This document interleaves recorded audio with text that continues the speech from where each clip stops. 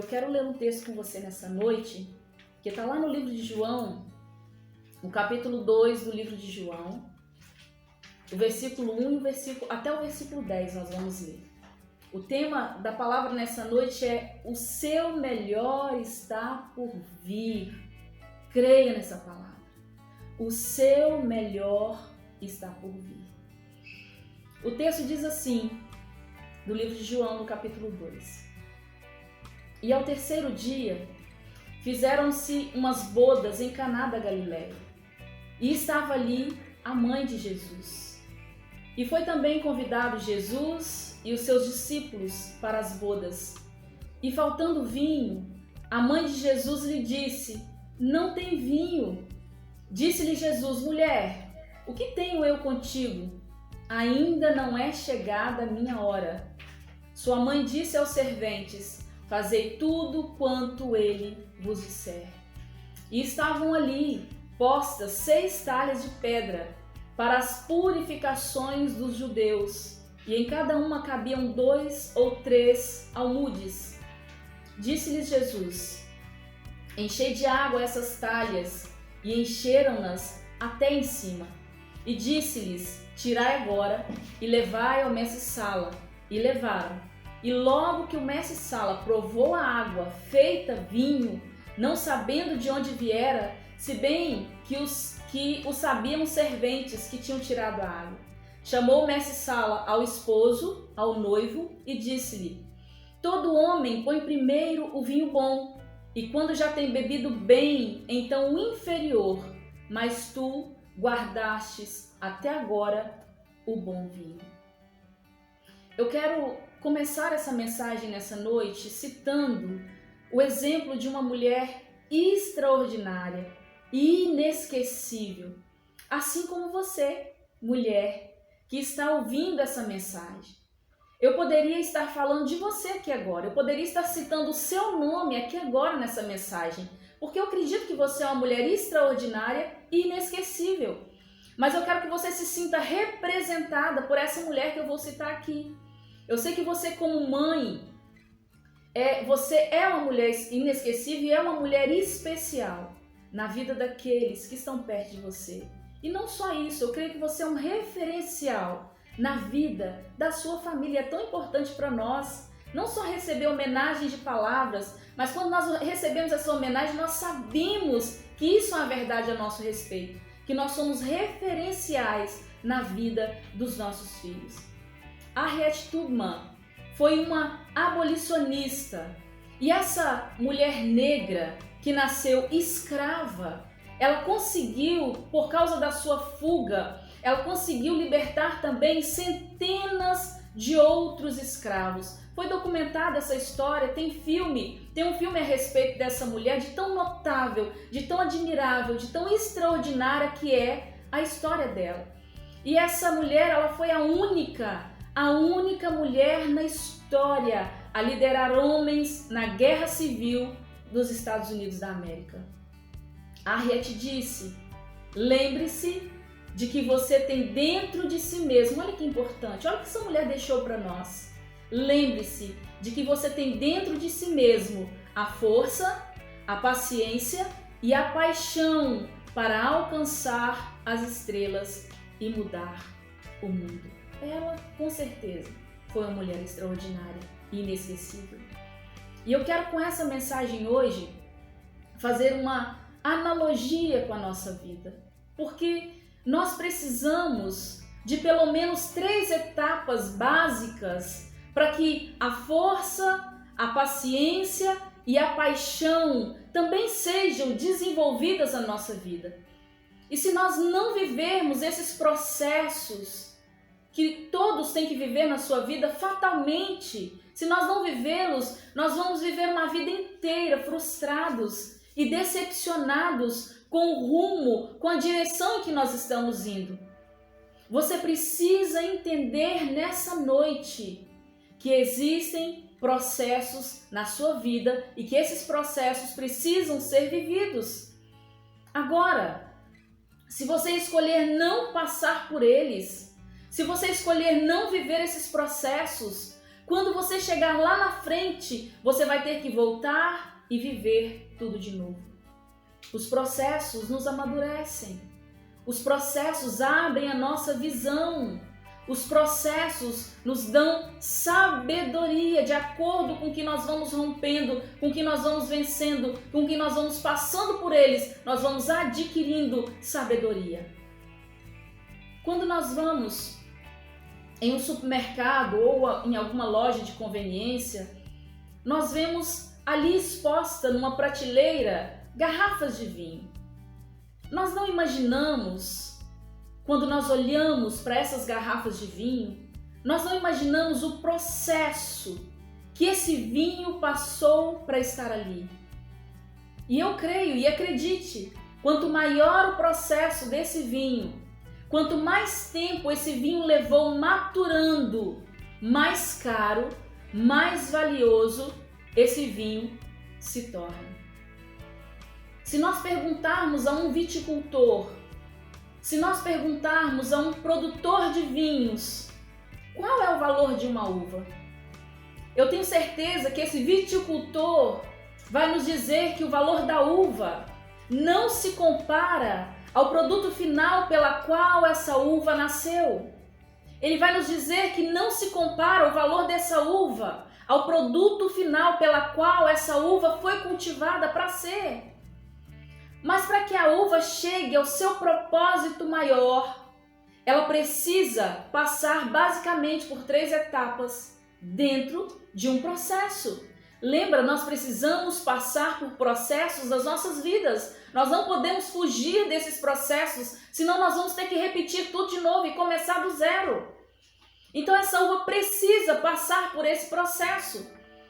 Sem esse processo, essa uva nunca vai desenvolver o seu potencial.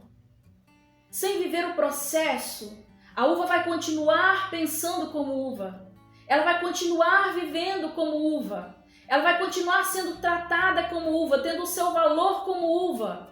E, infelizmente, ela vai morrer como uva.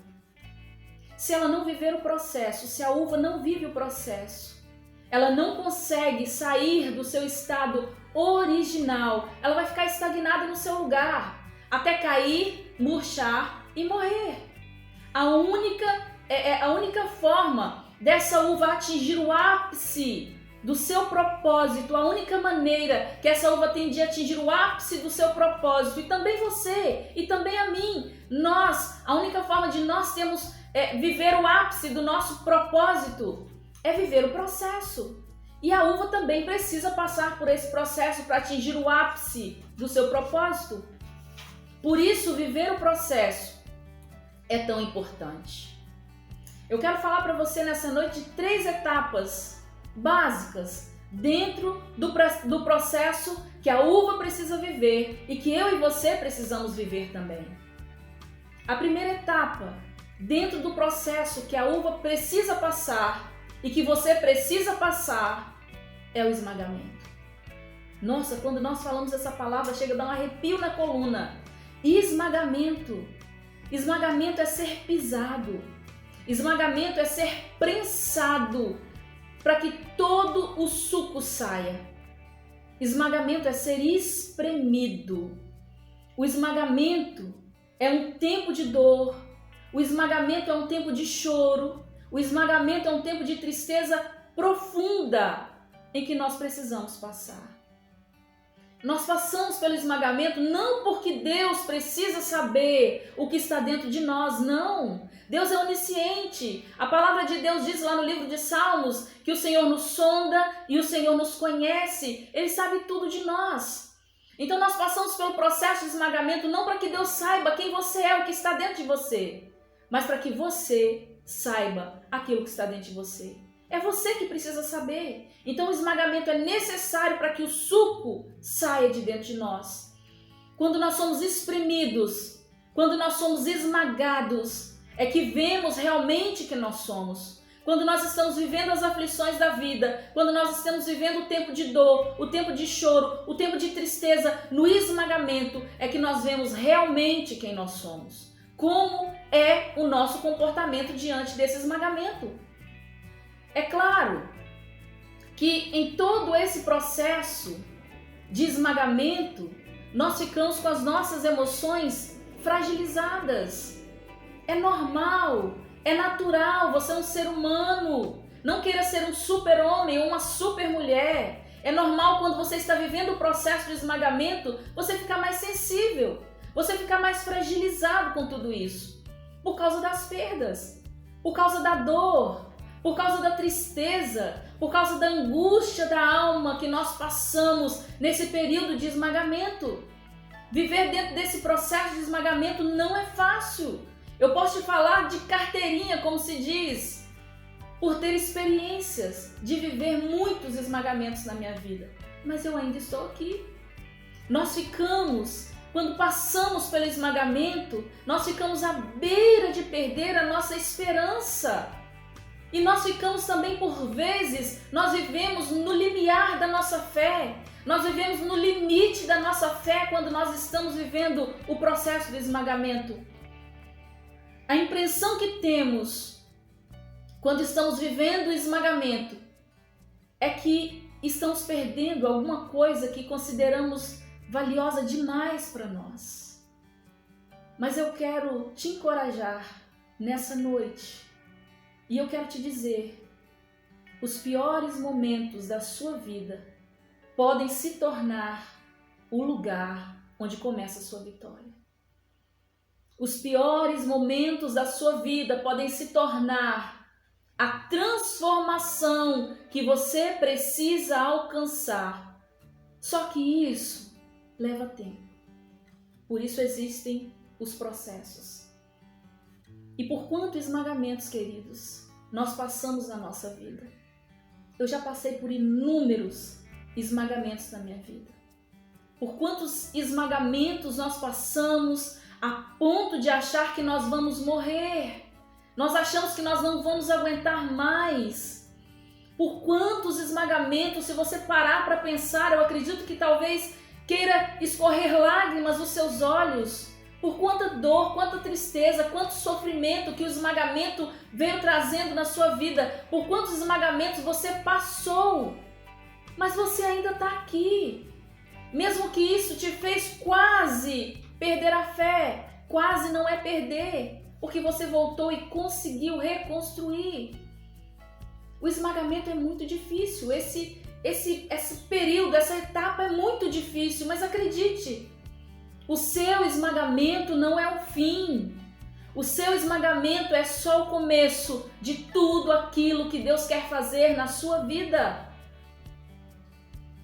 Para o viticultor, o produtor de vinhos, a uva é a única que tem valor nesse processo de esmagamento.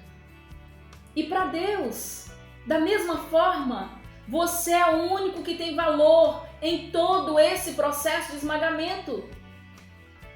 Muitas vezes, a maneira em que nós nos sentimos vivendo dentro dessa primeira etapa, ela está baseada na ligação com o que nós temos. Nós não queremos perder nada.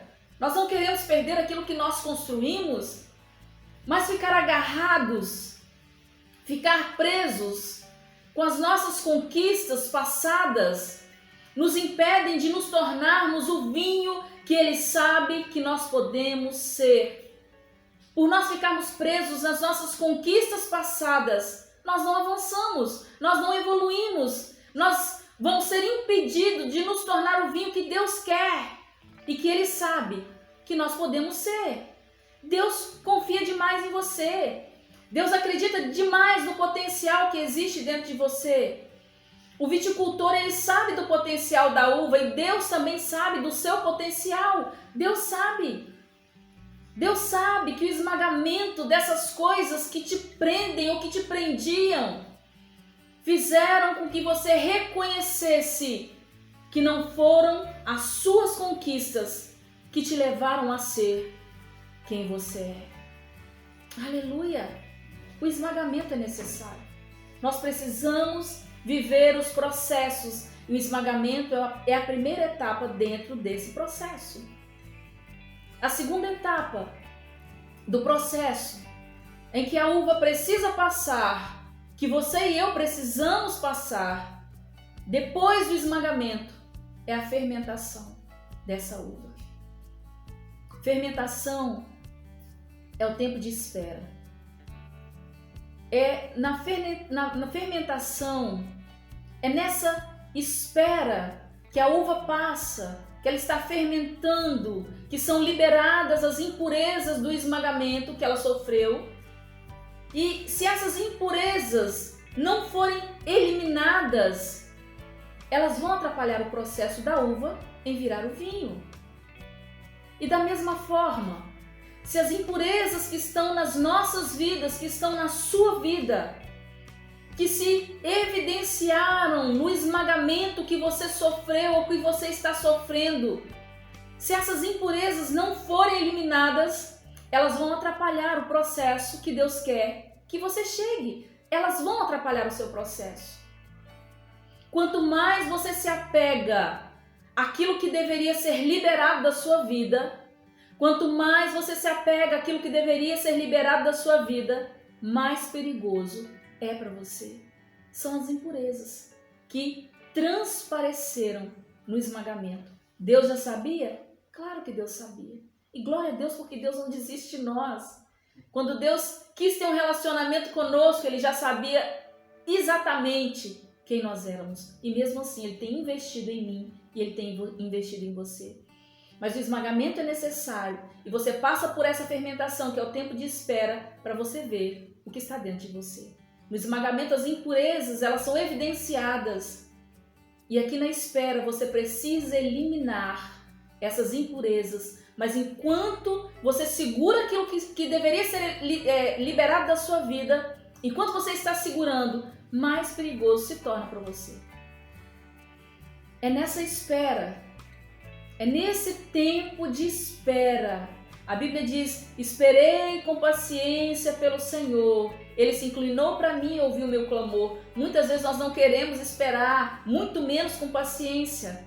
Mas é na espera que nós temos a graça de termos os olhos do viticultor em todo tempo mais perto de nós, nos olhando, nos vigiando. Na fermentação, na espera, o viticultor está aguardando o produto final.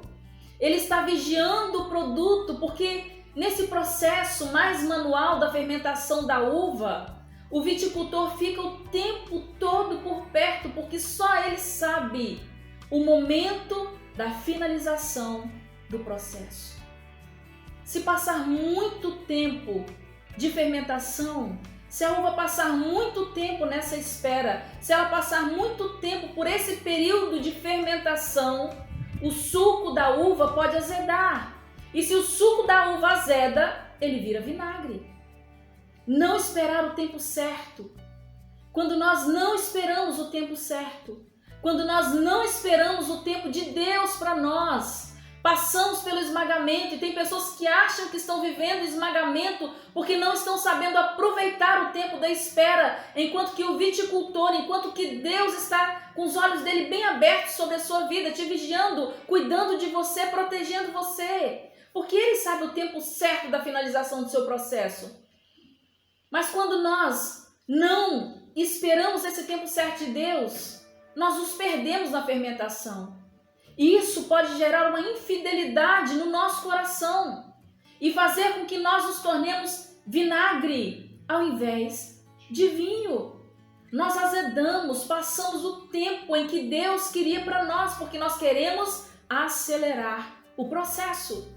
Mas Deus sabe o tempo certo da finalização do processo nas nossas vidas. Existe um tempo certo.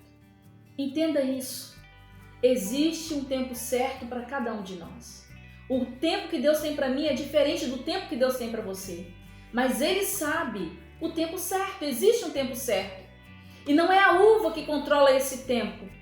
Quem tem o domínio do tempo, quem sabe o tempo certo do processo que a uva tem que passar, ou tem que esperar, ou tem que viver o período da fermentação. Quem sabe o tempo certo que você e eu temos que passar, não somos nós, é o nosso viticultor. Por isso é tão importante Depois da primeira etapa, que foi o esmagamento, nós entrarmos na segunda etapa, que é a fermentação, que é o tempo de espera. Agora nós vamos ver a terceira etapa desse processo que a uva precisa passar e que você e eu precisamos também passar. É a manifestação do vinho. Aleluia.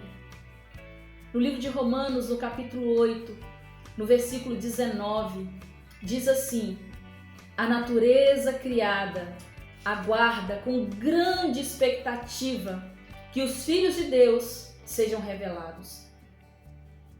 Na nova tradução da linguagem de hoje, o mesmo texto de Romanos 8,19 diz, é uma versão mais clara. O universo todo espera com impaciência, na verdade o universo todo espera com muita impaciência o momento em que Deus vai revelar o que os seus filhos realmente são. A terceira etapa é a manifestação do vinho de Deus nas nossas vidas.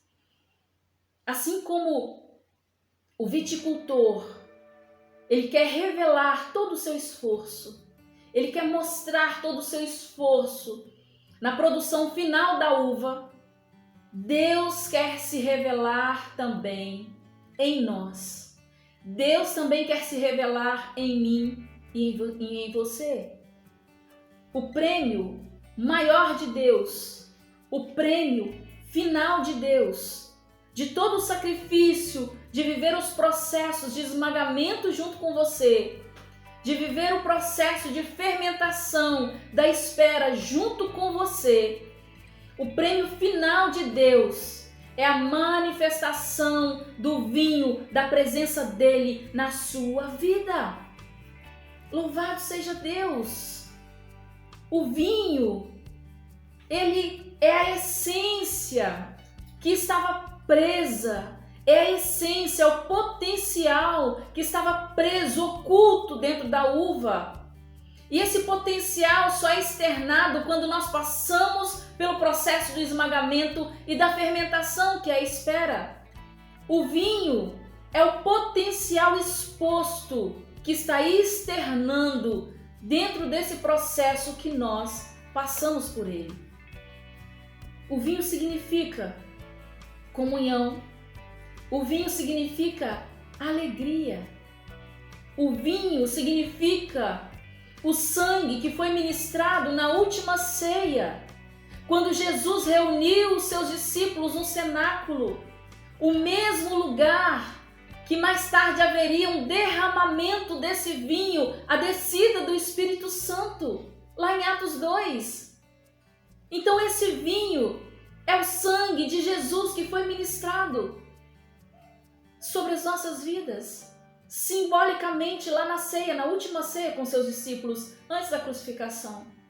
No livro de Mateus, no capítulo 26, o versículo 28, diz assim, Jesus dizendo para os discípulos na última ceia, ministrando o vinho novo sobre a vida daqueles homens, porque isto é o meu sangue, o sangue da nova aliança que é derramado por muitos. Jesus disse por muitos, não por todos, porque o sangue só tem validade para aqueles que o aceitam. Nem todas as pessoas aceitam o vinho novo de Deus que foi derramado na cruz do Calvário. Então Jesus está dizendo nesse texto, o sangue da nova aliança que é derramado por muitos para a remissão, para nos livrar, para nos resgatar do pecado. Esse vinho, esse suco de uva ou esse vinho que foi ministrado na cruz do Calvário, foi ministrado em favor das nossas vidas, da minha vida e da sua vida. O vinho novo simboliza um novo nascimento através do Espírito Santo. A uva que foi esmagada, a uva que foi fermentada, agora, ela, depois de passar por esses processos, ela experimenta o poder divino de se tornar uma nova criação. Ela deixou de ser uva, agora ela se tornou uma nova criação. T.D. Jakes, que é um grande escritor, um grande pastor, ele diz, depois que nos tornamos vinho, não podemos nos dar ao luxo de continuar pensando como uvas, porque agora nós somos vinho. O tempo de uva ficou para trás, a vida de uva ficou para trás, a mentalidade de uva ficou para trás, nós saímos desse nível. Então nós nos tornamos, através desse vinho, uma nova criatura. No livro de 2 Coríntios, através desse processo, aliás, uma nova criatura. No livro de 2 Coríntios, no capítulo 5, no versículo 17, diz: assim que se alguém está em Cristo, nova criatura é. As coisas velhas, o tempo de uva, já passaram. Eis que tudo se fez novo. Aleluia! Eu preciso que você entenda bem essas 3 etapas que nós precisamos passar por elas. Mas voltando ao texto base que nós lemos nessa noite, do livro de João, no capítulo 2, eu quero repetir para você o versículo 3 e o versículo 4, que é o versículo que eu quero aprofundar nessa noite com você. O versículo 3 diz assim: e faltando vinho, a mãe de Jesus lhe disse: não tem vinho. Disse-lhe Jesus: mulher, que tenho eu contigo? Ainda não é chegada a minha hora. Maria, ela estava, outra mulher extraordinária e inesquecível, ela estava em uma festa de casamento. E aqui, essa mulher demonstra claramente a sua percepção. No meio de tantas pessoas, Maria está ali se destacando mais uma vez, demonstrando a percepção que ela teve diante de um problema que aconteceu dentro daquele casamento em Caná da Galileia.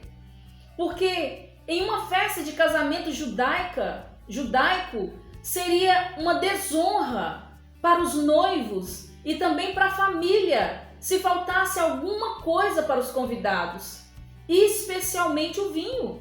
O vinho não podia faltar em uma festa de casamento de jeito nenhum. E é tão maravilhosa a forma com que Maria busca resolver o problema da falta de vinho nessa festa, nessa família. Maria, ela vai até o seu filho e transmite a situação. Como se o Deus Todo-Poderoso, encarnado em Jesus, não soubesse o que estava acontecendo. Mesmo assim, Maria vai até Jesus e passa a situação para ele. E eu acredito que a intenção maior de Maria, além de ajudar aquelas pessoas, ajudar aquela família, ajudar os noivos, eu acredito que a intenção maior dela também foi por causa do seu orgulho de mãe, em querer mostrar quem era o seu filho. Não é assim que a gente se sente? Não é assim que as mães fazem? Nós queremos ressaltar, nós queremos que as pessoas saibam, nós queremos trazer a público as qualidades dos nossos filhos. Maria acreditava no seu filho Jesus.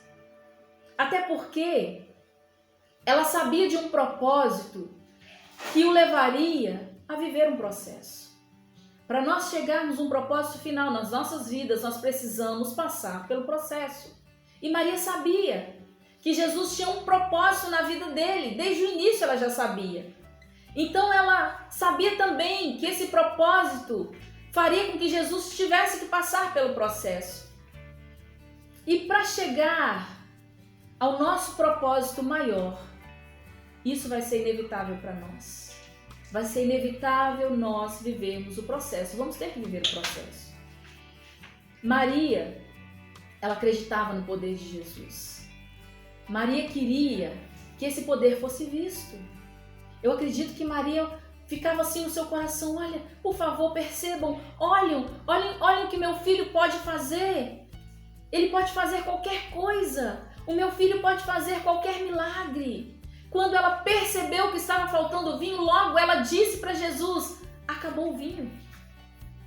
E Jesus, vendo a empolgação da sua mãe, vendo a empolgação de Maria, ele diz: mulher, o que tenho eu contigo? Ainda não é chegada a minha hora. Mas essa palavra que Jesus diz, eu acredito que Jesus não faltou com respeito com a sua mãe, com Maria.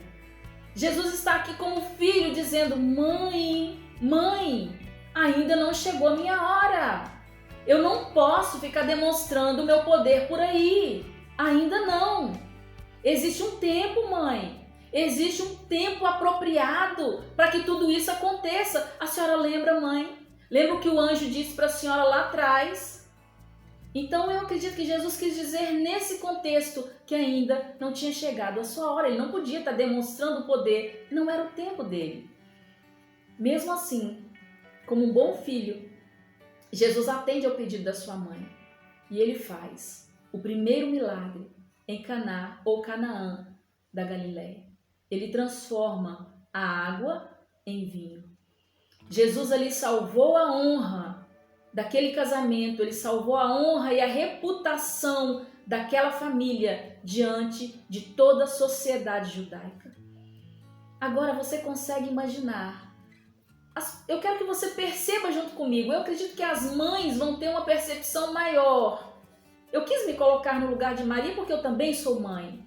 Agora você consegue imaginar, depois que Jesus fez esse milagre, depois que ele pede para tirar a água e distribuir, levar ao mestre-sala, que era o anfitrião lá, o responsável por cuidar da festa, você consegue imaginar os olhinhos de Maria brilhando de felicidade a cada gole que os convidados davam em suas taças, dizendo: uau, esse é o melhor vinho? E Maria toda orgulhosa porque foi o seu filho que fez o milagre. Você consegue imaginar isso? Maria com um sorriso que não cabia no seu rosto. Talvez ela pensasse consigo mesmo: não, esse não é o melhor vinho, esse é o único vinho. Esse é o milagre, esse é o poder do Deus manifesto, pelo próprio Deus, manifesto por Jesus, o meu filho. É o milagre que Jesus manifestou, é o primeiro milagre que o meu filho manifestou. Maria provavelmente estava pensando assim. E eu acredito, é incontestável, claro, Maria amava o seu filho Jesus. Qual mãe que não ama o seu filho? Maria amava o seu filho, mas ela não amava Jesus pelos milagres que ele podia fazer. E nós devemos seguir os exemplos de Maria. Maria não amava Jesus, o seu filho, pelos milagres que ele podia fazer.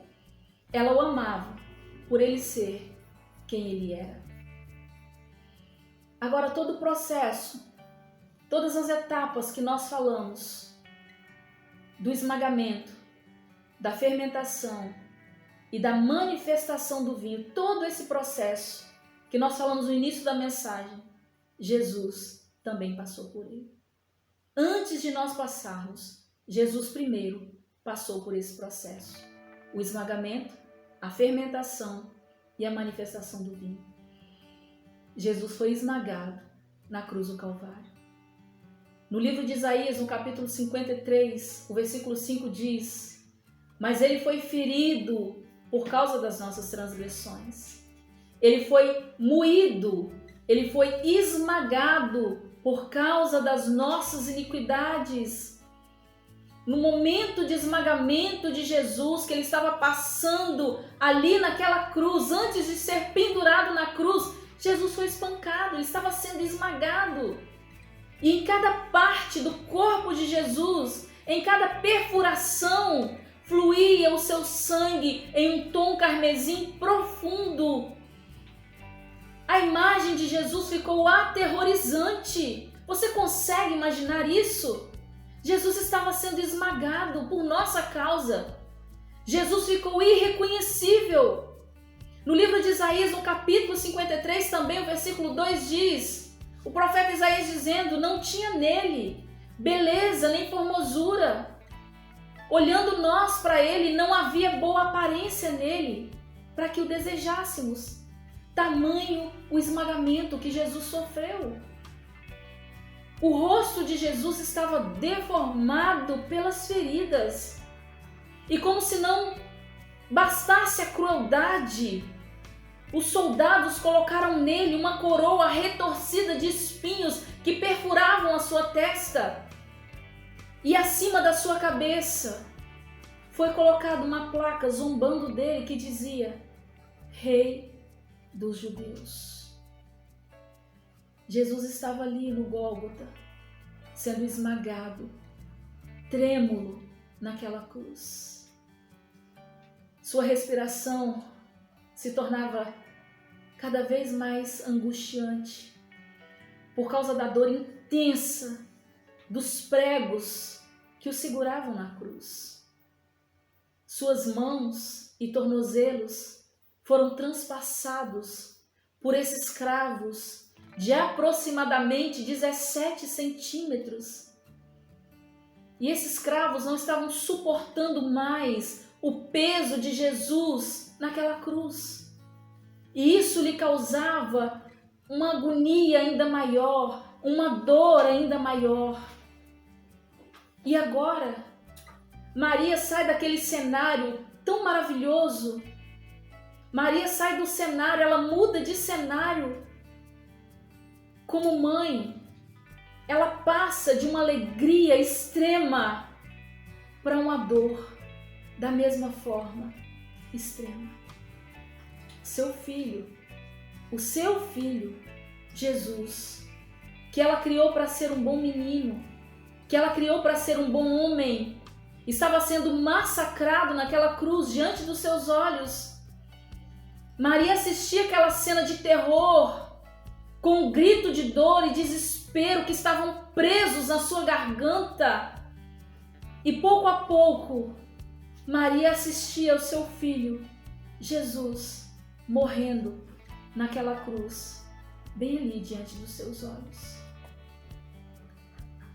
Sim, é claro, Maria sabia desde o início de um propósito.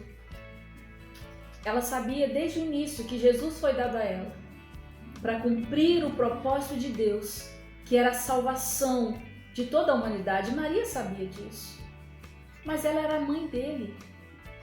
E é compreensível nós pensarmos que ela não queria que o seu filho morresse.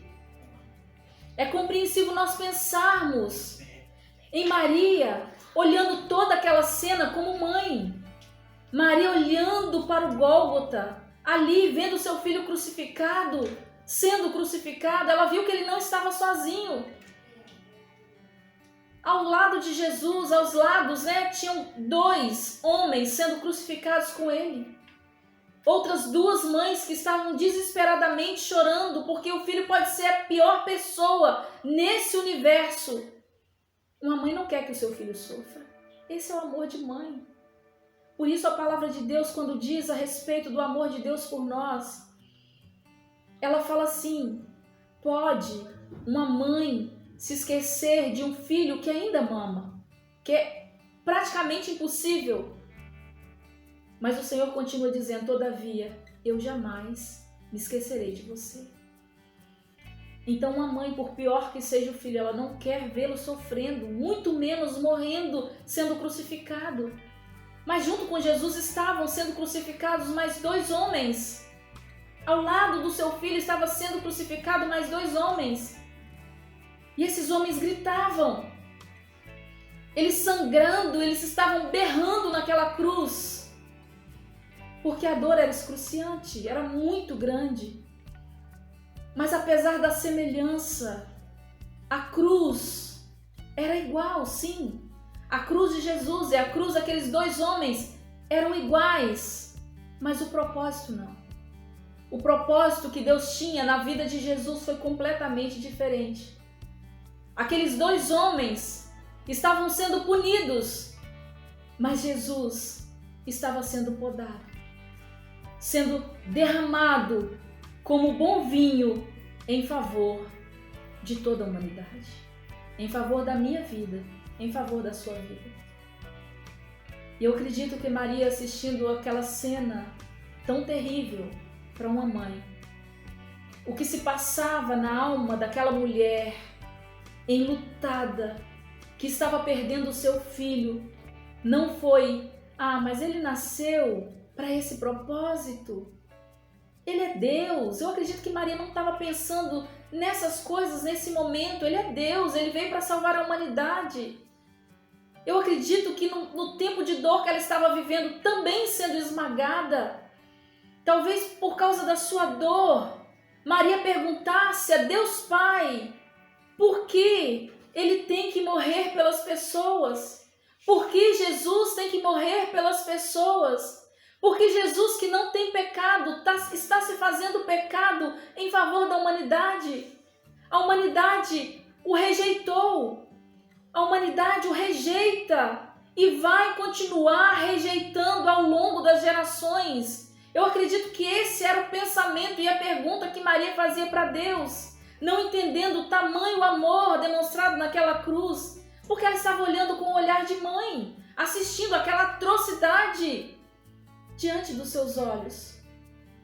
Maria talvez dissesse: por que Jesus está morrendo em favor da humanidade? Ela o rejeita e vai continuar rejeitando. A própria humanidade, Maria dizendo para Deus, a própria humanidade escolheu o pecado. Lembra, Deus? Lembra quando eles gritaram que queriam que fosse solto um ladrão, um pecador, que soltassem Barrabás? E também gritavam em uníssono, eles estavam gritando: crucifica-o, crucifica-o. Eu acredito que Maria, como mãe, estava questionando Deus naquele momento. Isso não é mérito só dela, porque nós também fazemos assim no tempo de esmagamento. Por que, Deus? O que uma mãe pode pensar num momento como esse? Por isso eu te disse, se coloque no lugar de Maria. Se coloque no lugar, no coração de uma mãe, no olhar de uma mãe. O que uma mãe pode pensar nesse momento? Me responde. Como não pensar nos tempos de criança que Jesus viveu com ela ali?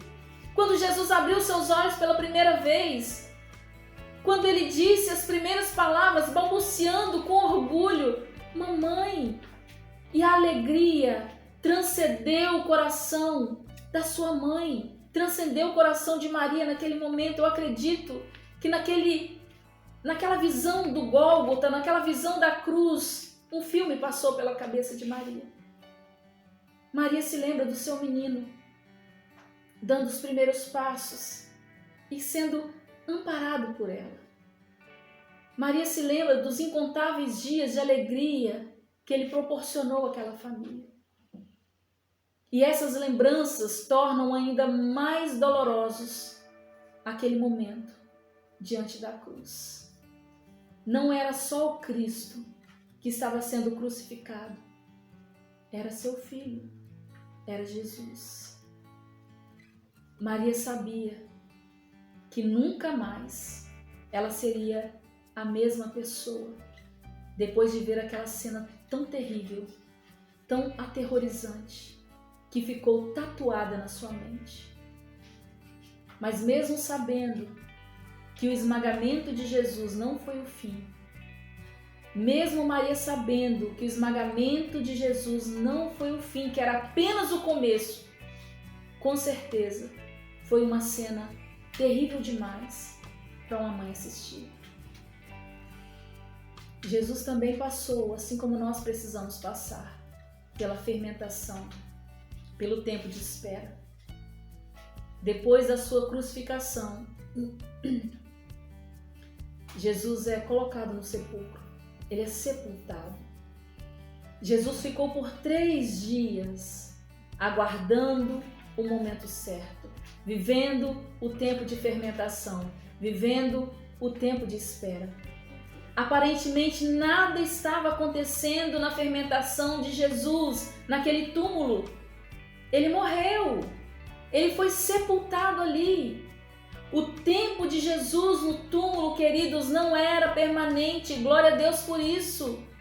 Uma mudança estava acontecendo no silêncio, na escuridão da sepultura, estava acontecendo um mover muito grande, estava acontecendo uma mudança, a fermentação estava acontecendo ali dentro da sepultura. Da mesma forma, o seu tempo de espera não é permanente, creia nisso. Se você está esperando algo grandioso demais de Deus, o seu tempo de espera também não é permanente. E não é porque você não pode ver a olho nu o que está acontecendo, o que Deus está fazendo, que isso quer dizer que Deus não esteja trabalhando ao seu favor. Deus está trabalhando ao seu favor. Ninguém viu a fermentação enquanto Jesus estava no túmulo, mas uma mudança muito grande estava acontecendo ali no silêncio do túmulo. Aleluia! Quantas e quantas vezes nós pensamos que nesse tempo de espera nada está acontecendo? Quantas e quantas vezes nós questionamos a Deus? Nós falamos, Senhor, eu não estou vendo a sua mão, eu não estou vendo o seu agir. Você não precisa ver, queridos. Você só precisa crer que Deus está fazendo. Deixa eu te dizer uma coisa e guarda isso no seu coração. Para estimular a sua fé, para acrescer a sua fé. O seu terceiro dia vai chegar. Se você está aguardando o Senhor, o seu terceiro dia vai chegar. Porque depois da espera, depois da fermentação de Jesus no túmulo, a Bíblia diz que ao terceiro dia, Jesus ressuscitou. Aleluia! Aleluia! Louvado seja Deus! Jesus viveu os 3 processos do esmagamento, da fermentação, que foi a espera no túmulo, mas ao terceiro dia ele ressuscitou. E ele viveu o terceiro processo. Ele foi derramado como libação por mim e por você. Deus tem nos guardado. Deus tem guardado a sua vida para um tempo determinado. Não se preocupe. Não se desespere. Deus sabe de você. Algo muito tremendo do Senhor está por vir. O melhor de Deus está por vir na sua vida. E eu não estou dizendo isso só para alegrar o seu coração. Estou dizendo porque eu creio, porque a palavra de Deus diz assim para nós. Então não se preocupe. Deus sabe de você.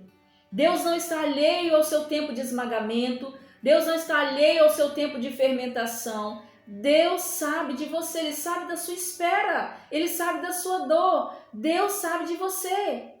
E tudo que você passou ou tem passado no processo é Deus preparando você para o melhor dele, que virá em nome de Jesus na sua vida e na sua casa. Creia nessa palavra. Tudo o que foi dito aqui nessa noite, toda a palavra de Deus que foi ministrada ao seu coração, que ela possa vir como um bálsamo de alegria, que essa palavra possa encher o seu coração de fé e que você possa entender de uma vez por todas que você não está sozinho. Viva os processos, não tente pular os processos, porque é dentro desses processos que o seu viticultor, que o seu Deus vai estar cuidando de você, vai estar preparando você para passar da melhor forma pelo processo, para que a presença dele, o vinho dele, seja derramado na sua vida e através de você, em nome de Jesus.